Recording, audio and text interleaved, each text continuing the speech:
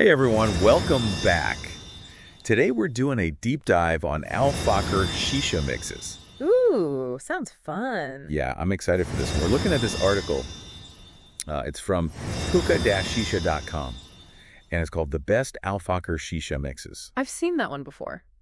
Yeah, it's pretty interesting. Yeah. And, of course, they have the disclaimer at the top about the nicotine. Yeah. But we're all adults here, so we know that. Yeah, for sure. So let's get into it. Okay. So, it's funny because they talk about it in the article. Fakar, they don't really do that many pre-mixed flavors. Right. They're kind of all about the single notes. Yeah, they really encourage people to kind of mix and match and create their own custom blends. Yeah, like a mad scientist. Yeah, exactly. Right? They give you all the tools and then they're like, go crazy, see what you can come up with. I like that. So, like, if you want to do like a, like an apple mix or something, right, you would get like their right, apple. But add other flavors on top of that, yeah. Interesting. Okay.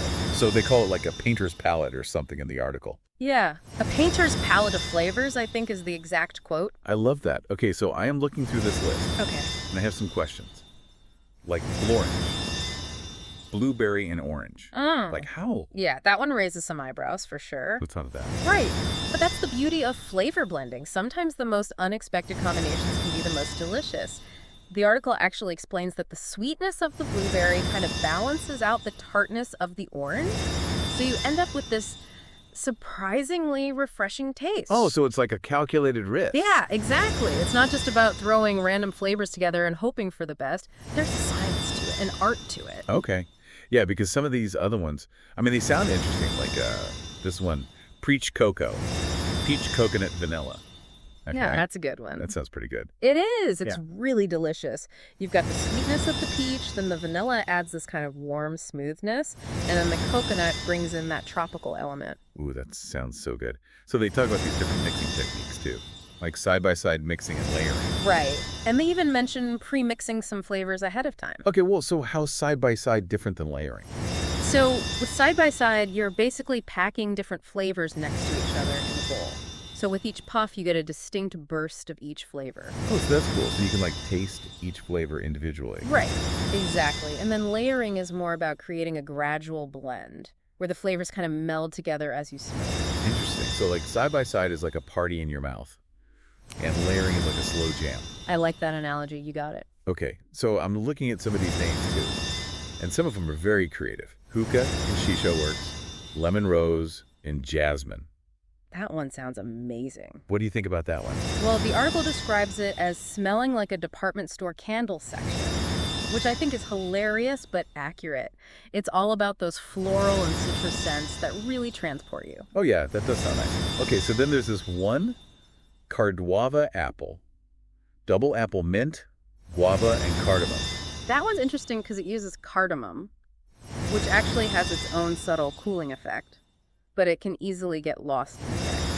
So they recommend using double apple mint to kind of amplify that coolness. Oh, that's smart. Okay, Right. I love how informal the article is too. Yeah. They're like, ooh, girl, when they talk about Peach Cocoa. Right. It's not just a dry list of recipes. They really inject their personality into it. I like that a lot.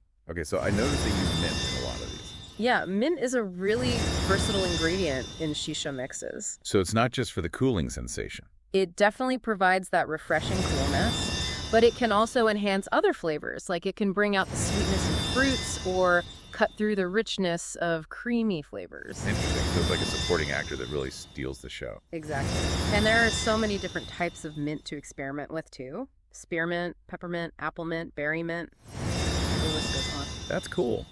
I never thought about it that way before. This fugate about it. It's watermelon, citrus mint, and kiwi. And they literally tell you to just throw it all in. Don't even worry about the proportions. That's the beauty of Fakar. They really encourage you to just go for it and experiment. Yeah. Okay. But then some of them, they're very specific about the proportions, like this Melly Mojito. It's mojito, melon, and lemon. And the key with that one is to use the sweetness of the melon to kind of soften the tartness of the lime and lemon. I see. So it's Yeah. all about balance, even when you're experimenting. Right, okay. Grateful Dead and Company. Is that like a band reference? Grapefruit, mint, pineapple, and orange. Maybe. It wouldn't be surprising considering some of the other names. Right. Yeah, with that one, they really emphasize the grapefruit mint as the dominant flavor, Oh, okay. with the pineapple and orange kind of playing supporting roles. I see. Interesting. Okay, get to the end here. Blueberry. Encore. 2 mints, blueberry, lemon, and a touch of vanilla. And they even encourage you to play around with the mixing order for that one. Oh, that's cool. Yeah, you can pre-mix the lemon and vanilla, layer them separately, sprinkle the vanilla on top. Lots of possibilities. I'm getting hungry just thinking about all these flavors. Me too. They even have a call to action at the end for readers to share their own mixes. Oh, yeah, that's a great idea. I love seeing what it is. Me too. Yeah. Okay, so this has been really fun. It has. I feel like we've learned a lot about Fakar and their approach to shisha mixing. Yeah, and we haven't even scratched the surface of all the possible combinations out there. That's true. There's like a whole world of flavors to explore. Exactly. But there's something I want to mention. It's not all about the individual experience, right? What do you mean? Like, think about the cultural context of hookah. It's often a social activity, something people enjoy together. Right. So how does flavor play into that dynamic? How does it enhance the shared experience? That's a really interesting question. I think it goes beyond just the individual enjoyment of the flavors. It's about how those flavors connect us to others and create a sense of shared experience. Exactly. It's like a language we can all speak, Yeah, I like that. even if we come from different backgrounds or have different tastes. That's a beautiful way to put it. I'm so glad we went on this deep dive together. It's been really eye-opening. Me too. I'm already thinking about what mixes I want to try next. Same here. Yeah. Maybe we can even come up with our own signature mix. Oh, yeah, let's do it. That would be awesome. Okay, so until next time. Happy mixing, everyone. Yes. So it's really cool that they encourage people to experiment with these Fakar shisha mix. It is. It's like they're saying, hey, we've given you some ideas, but don't be afraid to go off the beaten path. Totally. Like, they even say in the article that some of these mixes came from their readers. Oh, right. Yeah. That's awesome that they're so engaged with their community. Yeah, I love that. It shows that we really value their readers' input and creativity. Definitely. It makes the whole experience feel much more collaborative, you know? For sure. Okay, so getting back to the article, is there anything else that, stood out to you? Let me see. Oh, yeah. The deep red mix caught my eye. Grenadine, cherry, and mint. Oh, yeah, I saw that one.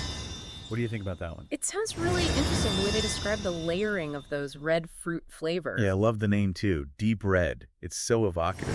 It is. It conjures up this image of like a rich and intense flavor. Yeah, exactly. Okay, so you know what I'm realizing as we talk about this? What's that? It's not just about the taste of the shisha. It's about the whole experience. Totally. It's about engaging all your senses. Right. And the article does a really good job of conveying that through its descriptions. They use words like explode and pop and encore to really create this sense of drama and excitement. Yeah, I noticed that. It's like they're painting a picture with their words. Exactly. They want you to not just taste the shisha, but also to experience it on a deeper level. Okay, so let's talk a little bit more about the actual flavors themselves. Yeah. How do you create a balanced mix? Well, think about those basic taste categories. Sweet, sour, bitter, salty, and umami. Right. Just like with food, you want to create a balance of those flavors in your shisha mix. So, you don't want it to be too sweet or too sour. Exactly. It's about finding that harmony where all the flavors work together. Interesting. So what are some good examples of mixes that do that well? Let's see. Coca-Cola is a good one. It combines cola with cherry and a touch of mint cream. Ooh, yeah, that one sounds good. Yeah, it is. And it's a good example of how you can balance contrasting flavors. The sweetness of the cola and cherry is tempered by that cool creaminess of the mint. Oh, I see. And it's interesting how they suggest using more cola than cherry if you're new to the cola flavor. Yeah, that's really helpful. They're giving us tips along the way. Yeah, they really want you to succeed in creating a delicious shisha experience. I like that. Yeah. Okay, so as we wrap up this deep dive, what are your final thoughts? Well, I think the key takeaway here is that shisha mixing is an art form. Ooh, I like that. It's about expressing your creativity, exploring new flavors, and sharing those experiences with others. Yeah, absolutely. It's really amazing how many different Fakar shisha mixes there are out there. I know, right? And we've only just scratched the surface with this article. It feels like every time we talk about one mix, Another one pops into your head. yeah, exactly. Like I'm already thinking about all the other combinations I want to try. That's the best part. This article is like a launch pad for your own flavor journey. I love that. It's like they're giving us the tools and then saying, go create something amazing. Exactly. So for everyone listening, Yeah.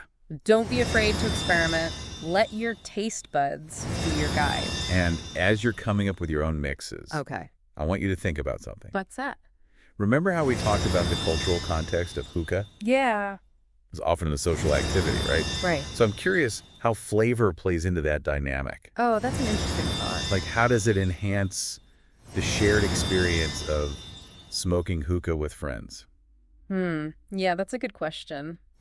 I think it definitely adds another layer to the whole experience. Yeah, because it's not just about enjoying the flavors on your own. It's about sharing those flavors with others and kind of creating a connection through that. Exactly. Like you're all experiencing something unique and special together. And it can even spark conversations and debates about which flavors work best together. Totally. So it's like flavor becomes this common language that you can use to connect with people. That's a great way to put it, like a universal language of shisha. I love that. Well, this has been such a fun and insightful deep dive. It really has. I feel like I've learned so much about the art of shisha mixing. Me too. Yeah. And I'm so excited to keep exploring all these amazing flavors. Yeah, and who knows, maybe one day we'll create our own signature mix that becomes world famous. That would be amazing. All right, everyone, thanks for joining us on this deep dive into the world of Fakar shisha mixes. Until next time. Happy mixing.